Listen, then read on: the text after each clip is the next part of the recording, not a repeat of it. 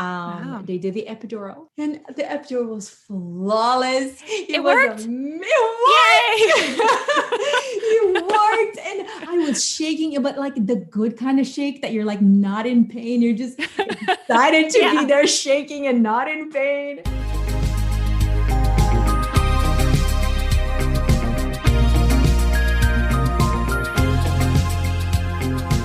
You're listening to the Mommy Labor Nurse podcast, where you'll gain the knowledge and confidence you need to erase the unknowns of pregnancy and birth and rock the newborn days like a boss. My name is Liesl Team. I'm a fellow mom, labor and delivery nurse, and your host. Each week on this podcast, you'll hear a mix of birth stories, expert interviews, and other fun pregnancy and birth-related content. As a reminder, anything you hear on this podcast is not medical advice. Please see mommylabornurse.com/disclaimer for more details. And now let's get into this week's episode. Hey guys, happy Monday. So how did you like that new intro? We got a new music sample that we're going to be using in the intro, and I recorded a new intro, and we're also going to use it in the outro. Just excited for changes. So this week I have a really amazing 3 birth stories for you. She's had 3 children. Do you guys follow Maya Vorderstrauss? She has been out there in the blogging world. I think she said it since 2016. So that's like five years, which in the blogging world, that's a pretty long time. So she is coined that one letterboard mom. She's like the OG of making letterboard pictures on Instagram. She was doing it before anybody else hopped on that train. Before I hopped on that train, she is like the OG when it comes to letterboards. So if you don't follow Maya on Instagram, do yourself a favor and go look her up right now and follow her, because she brings me so much happiness when I see her page. So Maya, I reached out to her. I've been following her for a while, and I reached out to her because I wanted her to come on and tell about her 3 children, her 3 birth stories that she's had. So if you're not familiar with who Maya is a mom, obviously, of 3. Her first 2 daughters are Irish twins. So that means that she had one baby and then she got pregnant a few months later, and she had her second daughter only a few days before her first one turned a year.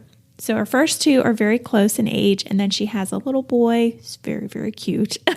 She has a little boy who is about a year and a half.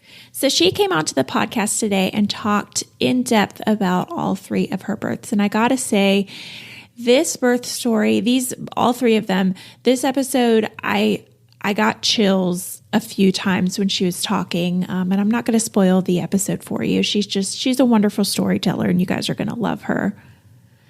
But she talked through her births, and she talked through a lot of her struggles with postpartum depression, postpartum anxiety, postpartum OCD, and just having 2 children back to back. So Maya is a lovely lady. You guys are going to love her, like I said. So let's get right into this week's episode. This episode of the Mommy Labor Nurse podcast was brought to you by Mommy Labor Nurse. I've seen it in the delivery room time and time again. Mamas that complete some kind of childbirth education before they're due have a more positive birth. So then why do less than 1/3 of all moms take a birth class? Probably because so many of the options out there are either way too expensive, super inconvenient, or just don't offer mamas really what they need. That's why I created the Birth It Up online birthing classes. With Birth It Up, you'll gain the in-depth knowledge and confidence you need to have a better birth from the comfort of your own home at a price point that can't be beat. Head on over to mommylabornurse.com/courses to find the birth class that's right for you. And now let's get into this week's episode. Hi, Maya. Welcome to the Mommy Labor Nurse podcast. Thank you so much for being here today. Thank you, Liz. I'm so excited to be here and share all about my births. Yeah, I know you've had 3, right? Yes, 3 births. Yeah, very different. Awesome. Yeah, okay. Well, I'm excited. Don't spoil anything. We're going to get into all of it.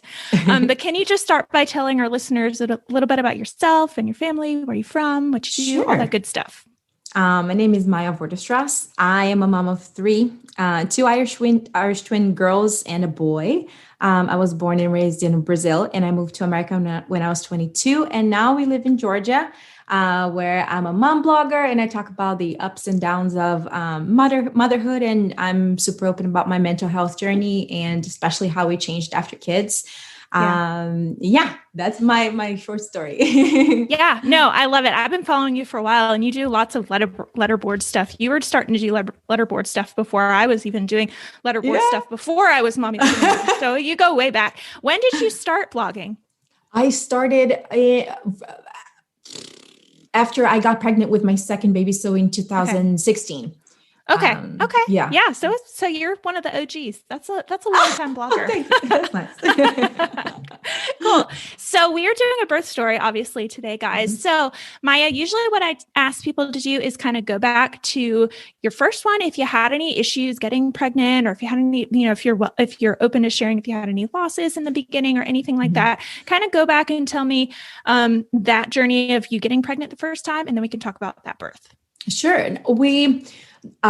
Luckily, we didn't have any issues.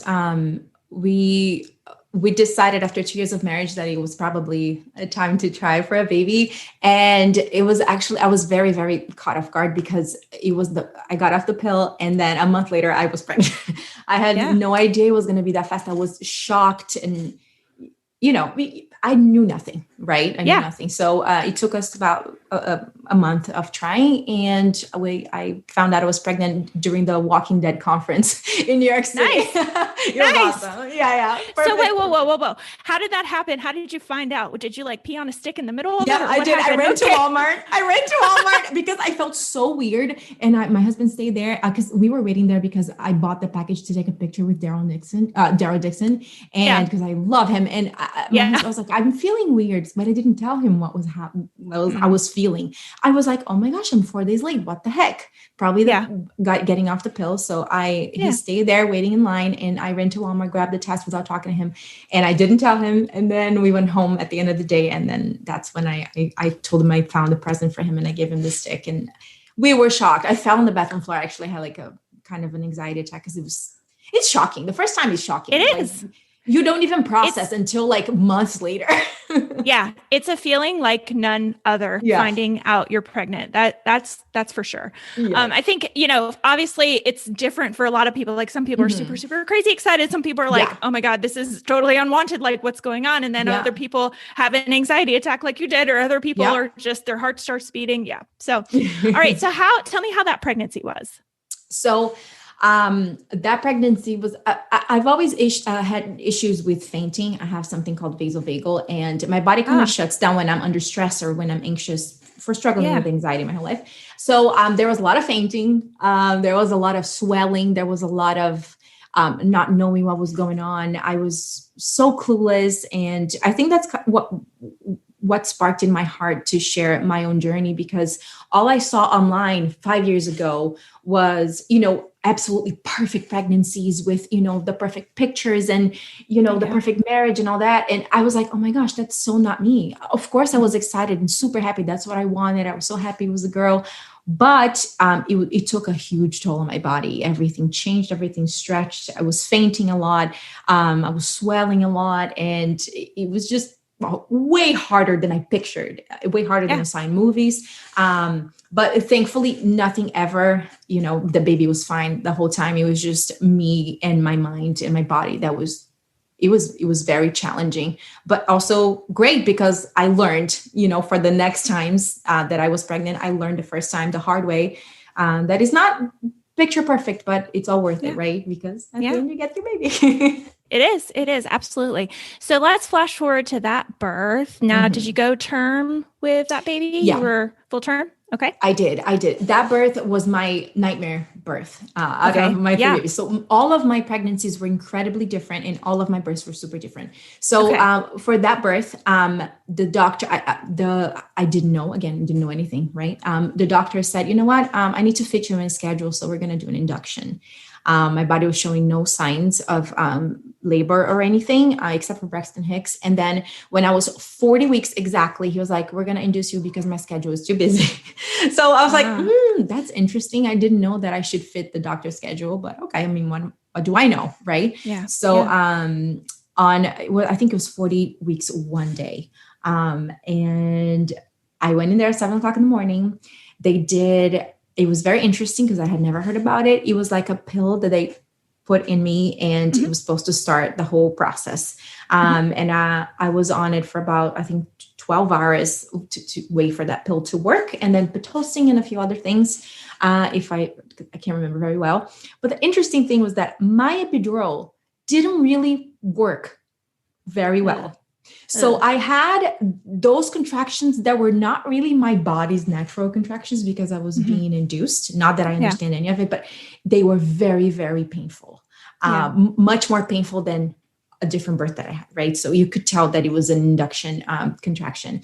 And I felt everything. It was very hard. I don't know why the epidural didn't really do its job. But yeah, it was very stressful.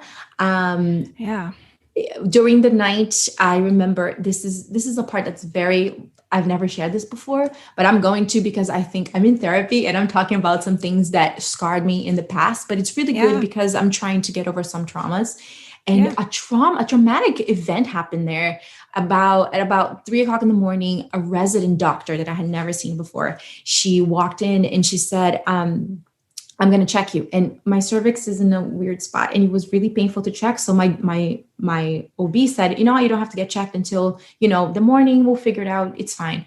She walked in and she said, I'm going to check you. I said, no, the doctor said I didn't have to because it's very painful. And she was like, well, get over it. You're a mom now. And she literally opened my legs like this, spread my legs open. And she literally violated me, literally. So I didn't know better. My husband was sleeping next to me and he woke up from my scream, and I sobbed for probably an hour because I felt so violated. And so I said no repeatedly to her that I didn't need to get checked. And a nurse came in after hearing me screaming, and she shooed the resident away. And she was like, I'm so sorry. Some residents are overworked and super tired, and she shouldn't have done that. And she removed her from the board of my staff. Absolutely not. That is absolutely not, right? That is abuse. Is. I mean, that's assault. If you want to call it something, that's absolutely assault. Yeah. I'm so sorry that happened. That is not acceptable at all. Yeah. I didn't know that. I thought it was. Yeah. And then I told my best friend, who is a labor and delivery nurse, and she was like, you should have sued the hospital, but that's a whole, I didn't know anything back then. Now I would have stood up for myself, but you live and you learn. And it was a very painful experience. And that kind of set the tone for the whole birth, because I was already very vulnerable, and then something like that happened. So it was very traumatic and disrespectful and all. And then I guess I was ready to push at 1 p.m. the next day.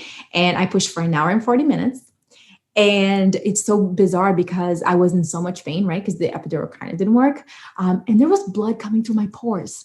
It was the craziest thing. My whole face was like bloated and my eyes were bloodshot. So I was like, what is happening? Like, it's not supposed to be like this, right? It was very, very different than I expected. You had like little dots all over your face. Yeah. It's called petechiae. It just happens when you get really, really, like when somebody's pushing, when you're under a lot of stress, or your body's pushing really, really hard, using a lot of effort, you get those little dots called petechiae. We see it in moms who push, but it can be alarming. I remember seeing it on my face after having both of my children. Like it kind of shows up, like it kind of showed up right here.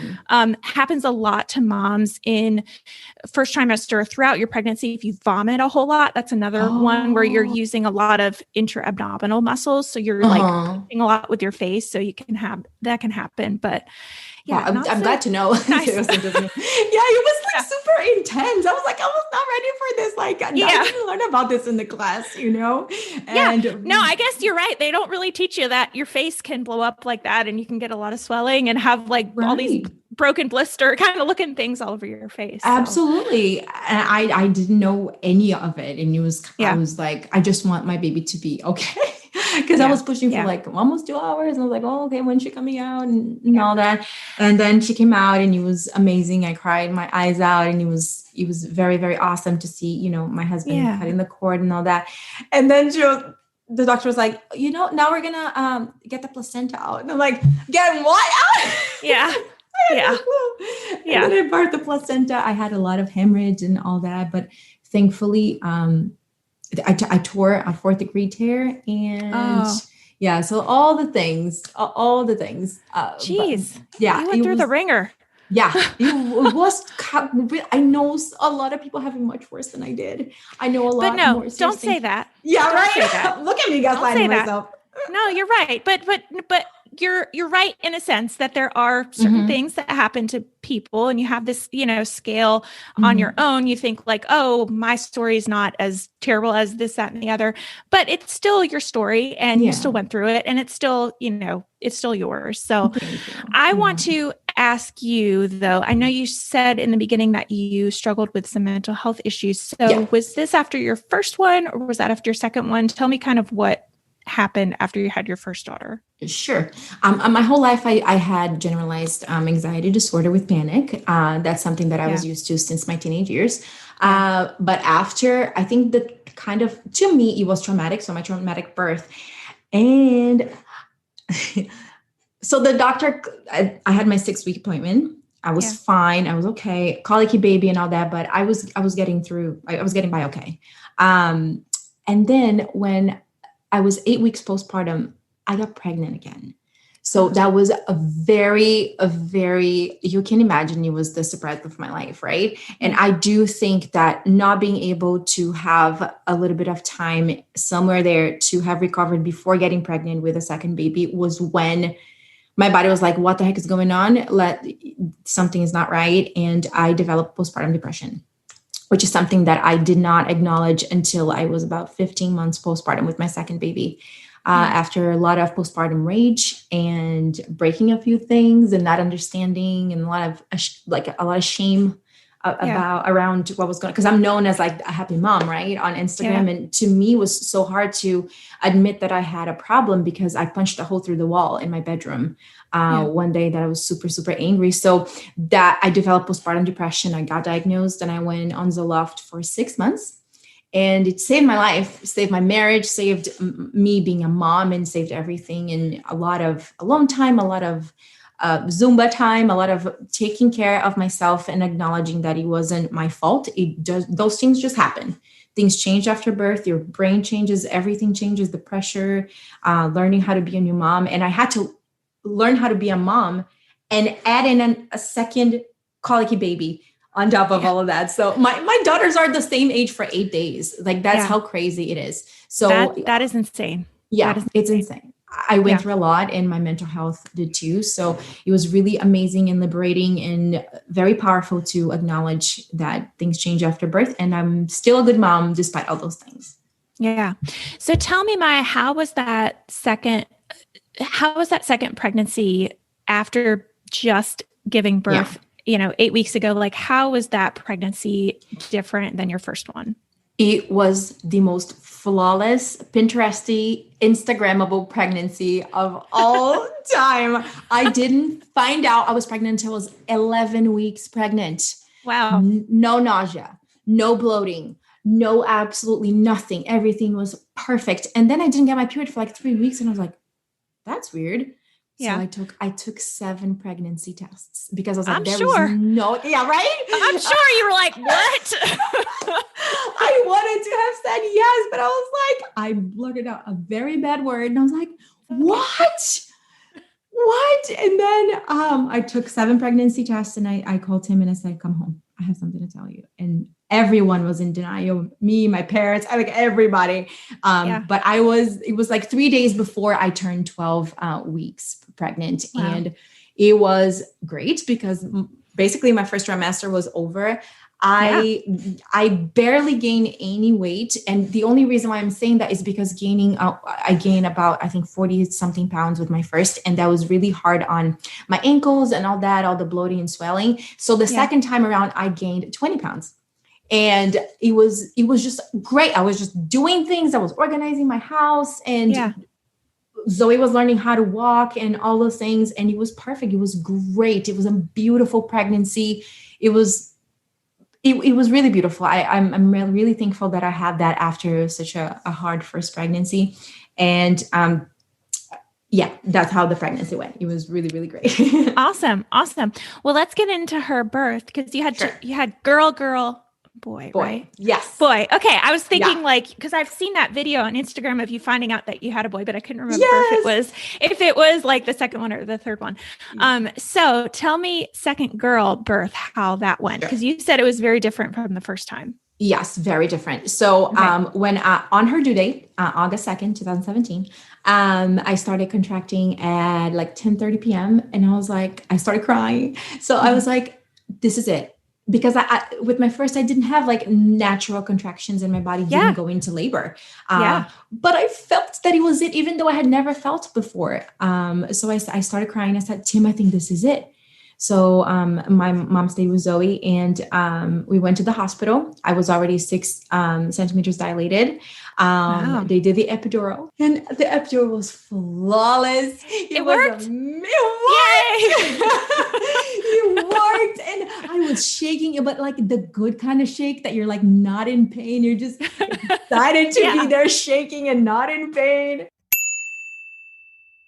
As a mom, it can be totally overwhelming trying to find out which products you should use with your little ones, especially when it comes to supplements and remedies. Not only do you want to make sure that the products you're using actually work, but you also want to make sure they're safe for your family. Meet Wellements. Wellements is a supple and remedy line for infants and toddlers with products for teething, tummy, vitamins and minerals, sniffle season, and more. Not only is every single product certified organic, but they're also bottled in glass and preservative-free, made with clean ingredients. I'm especially fond of their vitamin D drops and their diaper balm. Use the diaper balm on Ryland all the time because he has super sensitive skin, and I just love the consistency of it. It's not white. It's like a clear consistency and it doesn't get everywhere. It's really, really, really great for his skin. My little guy never had issues with gas or tummy troubles, so I really didn't need gripe water, but that is also one of their most popular products too, their gripe water. Many of their products, like their gripe water, also need to be refrigerated after opening because they're preservative-free. Make sure you always read the directions on the box before administering and write the date on the bottle so you know when to toss it. Wellements makes it super easy for new moms to prepare for baby's arrival with their bundles, like their Oh Baby bundle, which includes everything you may need in those early days. Like I just said, the gripe water, it's in there, the vitamin D drops, the diaper balm, along with lots of other great stuff. Make sure you add a Wellements bundle to your registry or gift one to a friend. New moms often forget to register for products like these, but they are so nice to have on hand when you need them.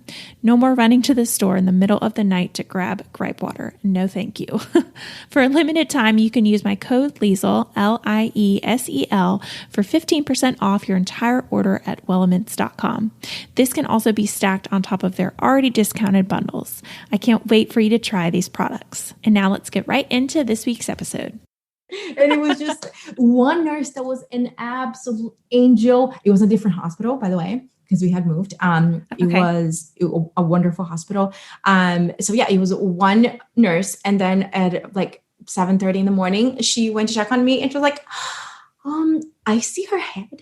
So I'm going to go get the doctor real quick. And I'm like, what? I didn't feel any pressure. I felt nothing, had no idea what was going on because the epidural was like, woo, it was so great. And then the doctor came in. He was an angel. And he was like, all right, after one push, she's going to come out. And I'm like, yeah, right. So my husband starts laughing, right? Because the first time was a disaster. Yeah. And I was like, And he was like, all right, take a deep breath and push for me. Basically half a push, she was out. Wow. Didn't feel anything. I didn't tear. Yeah. Wow. Like, wow. what? After a 4th degree tear, you didn't tear at all. Nothing. Wow. Nothing. That's awesome. It was a dream come true. And for my first birth, I brought in my little manila folder with a birth plan, right? And the nurse, one of the resident doctors, she laughed at me. And she was like, yeah, we don't do birth plans here. And she put it back in my bag. And so for the second birth, I didn't bring anything. I was like, well, they're not going to take it. And Tim was like, oh, can I cut the cord after my second was born? And the doctor was like, not yet. We're going to do delayed cord clamping and give the mom some And I was like, wait a second, what is all of this respect? What this is beautiful. So it was a very organic, like easy, didn't have like 10 medicine students staring at me and all that. So it was very peaceful. And I am very glad that I had that experience, because it kind of changed my whole outlook on pregnancy, and it kind of took away some of the trauma of what I went through. And it was really, really nice. No, that's amazing. At that point, were you even aware of the trauma that you experienced the first time? No. I mean, I know that you knew that it had happened, but were you aware at all of it? No, it was only after like my second day at the hospital, I requested to go home because I was so well that I just wanted to go home to my other baby. And I told my husband, I said, what happened in the other hospital was not normal. Yeah. I had never been through two experiences that were basically the same thing, but so different. And I said, look at the abuse that I went through in the hospital. Like, that was not acceptable and not okay. But, a year had been gone by, and like, how could I even get justice for what happened, And it was just very painful to acknowledge that. But also I was thankful for me and for my new baby that she went into the world in a respectful manner, and that I was in a better headspace to just, care for her. But that's only a couple of days later that I acknowledged that what I went through was not normal, and it should never be normal, never be accepted. And the more information about this that we have out there, the better, because I had never heard of this. I didn't know that could happen, or not that could happen, but like, you have to be aware of things that don't feel natural to you or don't feel right and are uncomfortable. You should speak up. Today, I would have yelled in her face and called the police. Probably. Yeah, absolutely. Yeah, absolutely. Yeah. Absolutely. Well, let's go into your third birth with your third pregnancy with your son. So I want to hear, I know that there was a little bit of a time, like your daughters are older, and how much time was in between, and then like getting pregnant with him and finding out that he was a boy, and then we'll get into his birth. Yeah. So I think it was a little bit more than 2.5 years. Tim and I, we were talking, and we started getting baby fever at the same time, which we were not expecting, because having two babies back to back, when you're in the situation, when it's happening, and both of them are like 11 months old and 0 days old, it was very overwhelming. So we thought that was it. But then around 2.5 years later, we started getting baby fever at the same time. And Tim was like, can we go for it? And it's not because we wanted a boy at all. It was just, we wanted another one. And so we started trying, and it took about 3 or 4 months for me to get pregnant. And when I found out, I was super duper excited, which was nice, because I think that I finally had a different reaction to pregnancy. That wasn't shock. It was just, yes.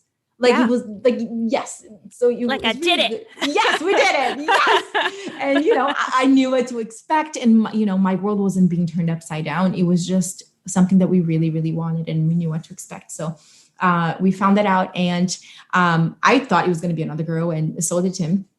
But we went for that ultrasound, and we're like, please don't tell us. We want to find out. And we did the balloon at home, and we found out. When I found out I was a boy, I was in so much shock that my reaction seems very dramatic in video, but it was very shocking, because you're only used to one thing. I had two girls, so it's it's a good uncertainty to have, and, what to expect, and, even different things to buy for them. But it was just, I get to offer my girls a little boy. It was like really nice to think. Yeah. It was just awesome. It was a very, very good feeling to have, to be able to experience having a boy. And we were all, still are, of course, very, very happy. No, I'm sure.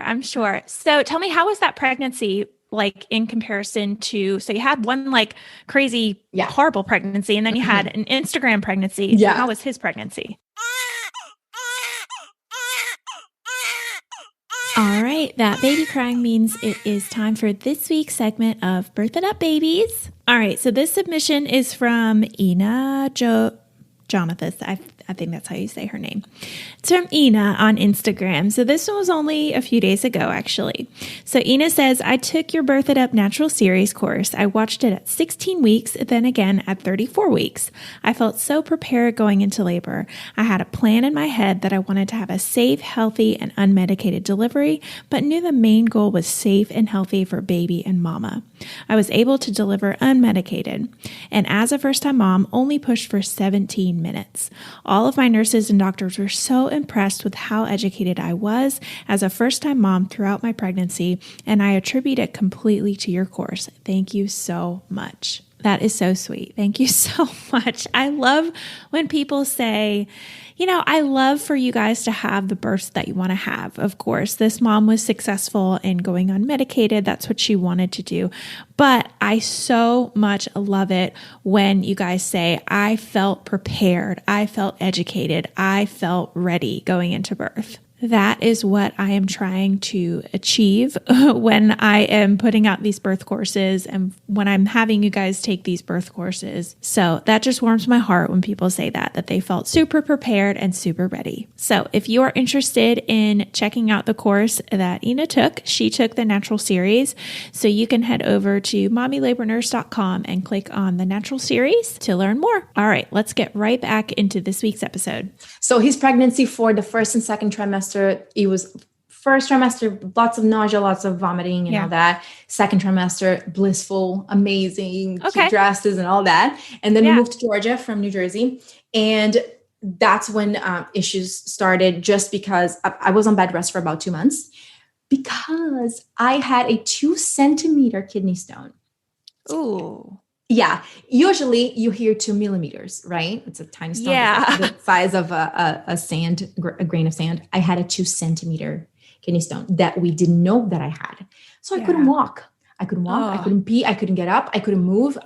It was incredibly, you can imagine. I'm not even going to try to describe the pain that I went through, but we didn't know. And I fell at 37 weeks. I slipped in the bathroom and I fell and I bruised my tailbone. So I know my daughter was in the bathtub and she started splashing water. I was like, Zoe, please don't splash water. And I slipped and I fell and I went to the ER. It was horrible. But that's how we found out, because I fell. And they did a scan and they saw, okay. And then we saw that that's the reason why I was in so much pain.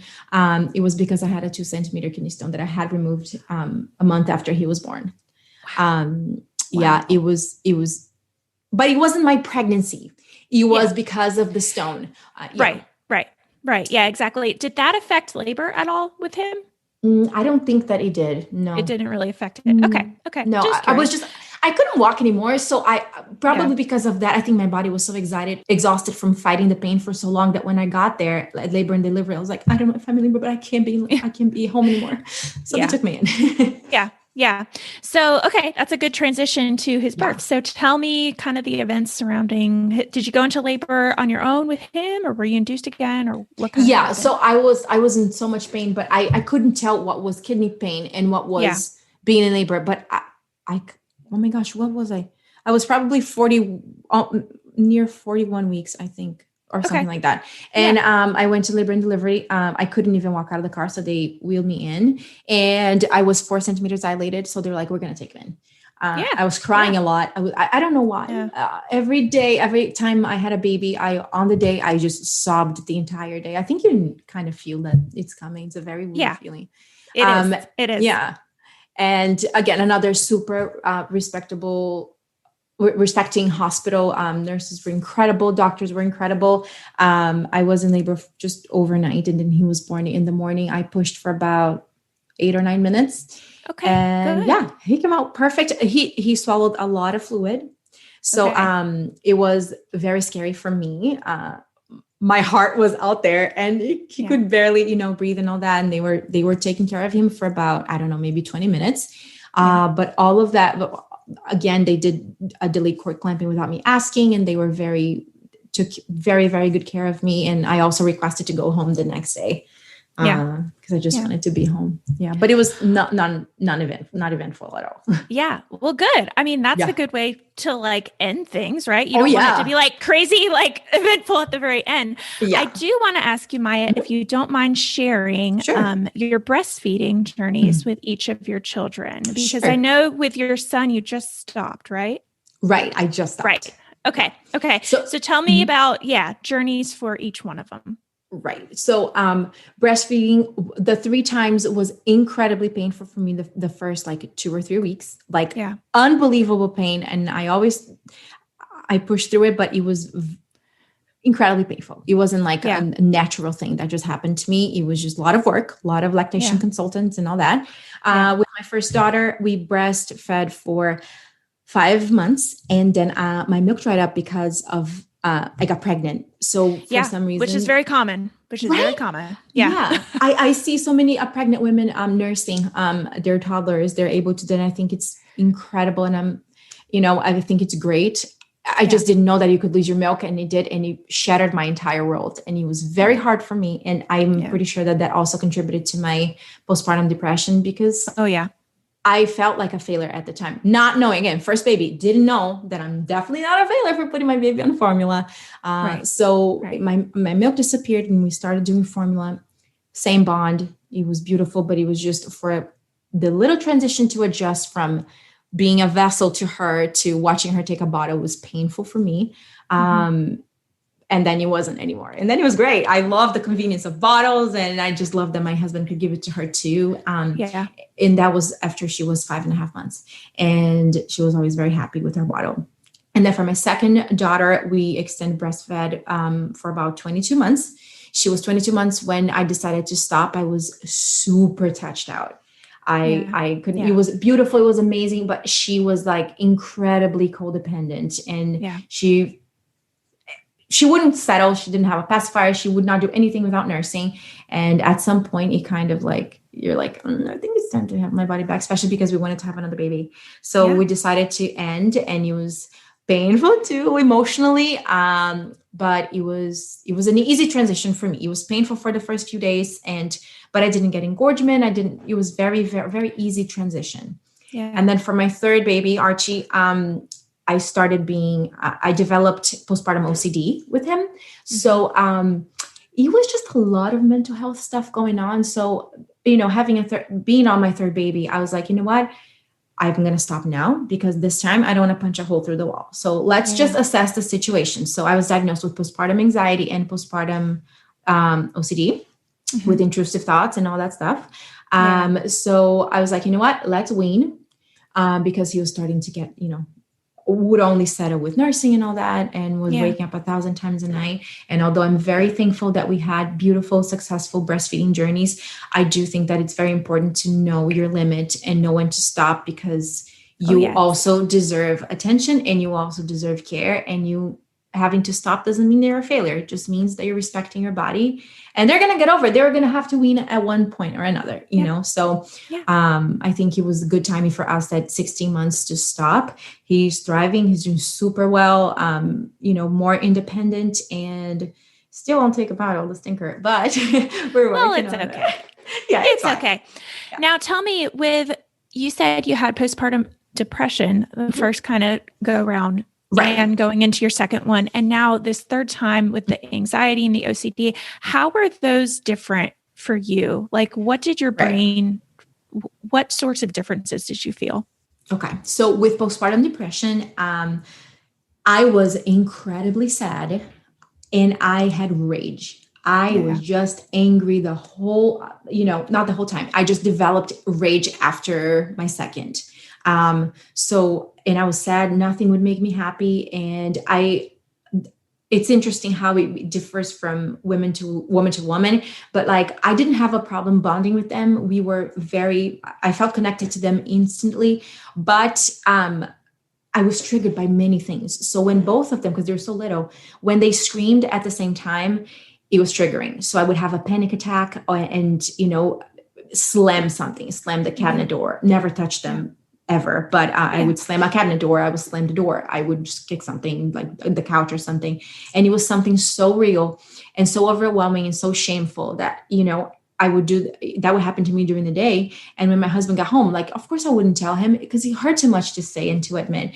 And then that one day I punched a hole in the wall. He got home. I was like, I have something to show you. And I broke down. And he was like, I love you. Let's go get help. That's all he said. And he gave me a hug. He was like, let's go get help. You're not okay. This is not you. He could see the difference in my behavior.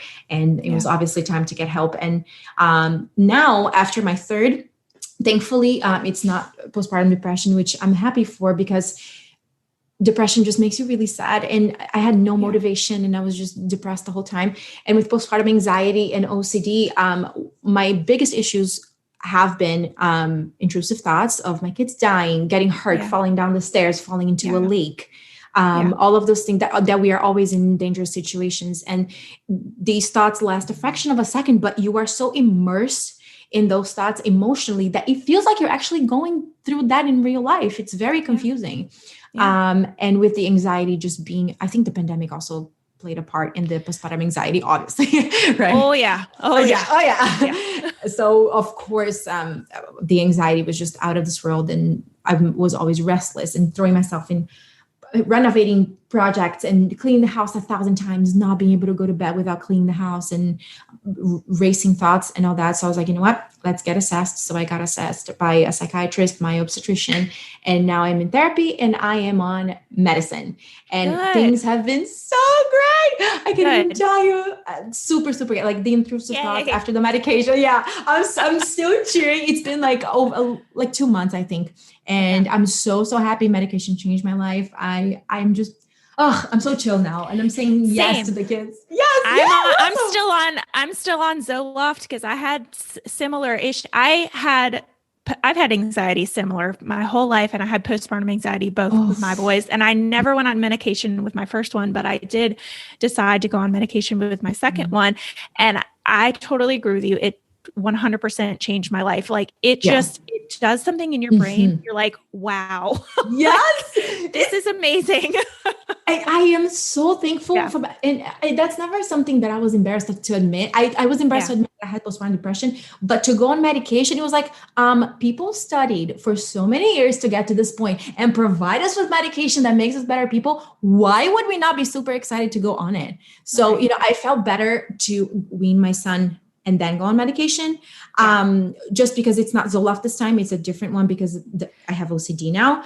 But like I woke up the next day and Tim looked at me and he's like, are you okay? And I'm like, I'm doing great. I felt light and happy, and I felt like I was going to join a flash mob on the street. It was super exciting. And like, of course I have hard days and stuff like that, but I would say 90% of the time is just, that's awesome. So I'm so happy for you. And that's great to say about the medication that it did work so quickly for you, because I think if you probably remember with the Zoloft, it probably took you a few weeks to kick in, right? Because the Zoloft, the antidepressant, that can take a little bit longer, but a lot of those anti-anxiety medicines, they're a lot quicker, like sometimes even the next day or within 48 hours, 72 hours.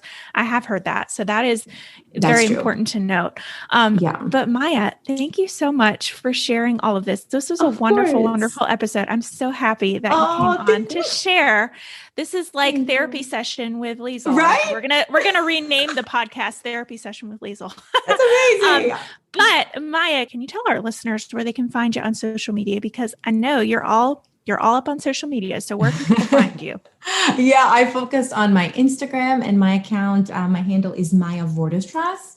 It's a name I got from my husband. It's his last name. It's a very long name, but Maya Vorderstrasse. Hold on. Is he, what nationality is that? He's from Germany. Germany. Okay. Germany. Okay. Yeah. Gotcha. So we got an European Latino mix in the family. Yeah. Cool. Yeah. So you can find me on there, and we can talk about the good stuff and the bad stuff. Love it. Well, you guys definitely need to go check out her account because I love it. I love how real you are. And I love looking at pictures of your kiddos because they're so darn cute. Oh, thank you. All right, Maya, it was a pleasure. Thank you so much. Thank you. I'm so honored to have been on it. Thank you so much. Thanks.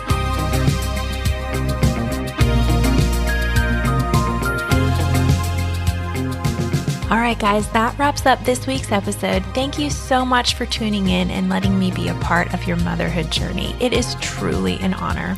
If you like what you heard, don't forget to hit that subscribe button so you never miss an episode. And I love hearing what you guys think of the podcast. So if you're liking what you hear or you have a suggestion, I'd be so grateful if you'd go ahead and leave me a review wherever you're listening to help more mamas just like you find the show. What do you think? Are you starting to feel a little more confident about your pregnancy and birth? Well, if you want more, be sure to head on over to mommylabornurse.com/podcast for today's show notes and a library of episodes so you can keep getting educated before your upcoming birth. And while you're over there, be sure to check out the blog and learn about our online birth classes. Find it all and more over at mommylabornurse.com/podcast. See you next week, same time, same place.